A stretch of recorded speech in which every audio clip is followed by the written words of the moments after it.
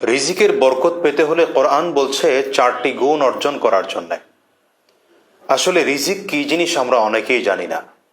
শুধুমাত্র সম্পদ আর শুধুমাত্র গাড়ি বাড়ি এগুলোই রিজিক নয়, বরঞ্চ সুস্থ শরীর, উত্তম স্ত্রী, নেককার সন্তান, সুস্থতা এবং সম্পদ সব কিছু মিলিয়ে হচ্ছে রিজিক।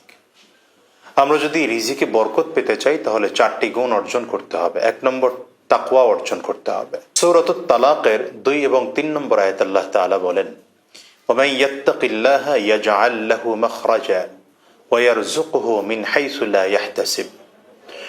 কোরআনুল কারীমের এই আয়াতে আল্লাহ তাআলা বলছেন, যদি কোনো ব্যক্তি তাকওয়া অর্জন করে তো আল্লাহ তাআলা এমন জায়গা থেকে তাকে রিজিক দান করবেন যেটা সে চিন্তাও করতে পারেনি। 2 নম্বর, নিয়মিত সালাত আদায় করা।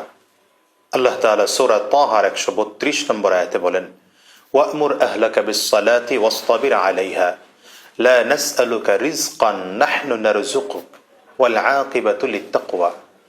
আল্লাহ তাআলা বলছেন, তোমরা নিজেও নামাজ আদায় করো এবং পরিবারের সদস্যদেরকেও নামাজের আদেশ করো।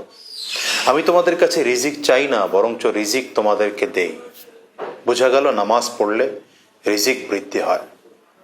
3 নম্বর, বেশি বেশি ইস্তিগফার পড়া। সূরা নূহের 10, 11 এবং 12 নম্বর আয়াতে আল্লাহ তাআলা বলেন, ফাকুল তুস্তাগফিরু রাব্বাকুম ইন্নাহু কানা গফফারা ইউরসিলিস সামাআ আলাইকুম মিদরারা ওয়া ইউমদিদুকুম বিআমওয়ালিন ওয়া বানিন।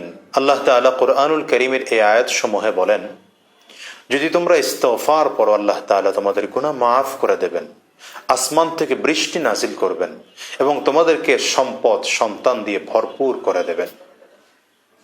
4 নম্বর, বেশি বেশি দান সদকা করা। সূরাতুল বাকারার 261 নম্বর আয়াতে আল্লাহ তাআলা বলেন, মাসালুল লাযীনা ইউনফিকুনা আমওয়ালাহুম ফী সাবীলিল্লাহ কামাসালি হাববাতিন আনবাতাত সাবআ সানাবিল ফী কুল্লি সুনবুলাতিন মিআতু হাব্বাহ। আল্লাহ তাআলা কোরআনুল কারীমের মধ্যে বলেন, যদি কোনো ব্যক্তি দান করে তাহলে সে ব্যক্তি যেন কেমন একটি বীজ রোপণ করেছে। যেমন একটি বীজ রোপণ করলে সেখান থেকে শত শত বীজ নতুন করে উৎপাদন হয়। আল্লাহ তাআলা বলেন, যদি কেউ দান করে তো আল্লাহ তাআলা তার সম্পদকে এভাবে শত শত গুণ বাড়িয়ে দেন। সুতরাং আমরা রিজিকের বরকতের জন্য 4টি কাজ করব।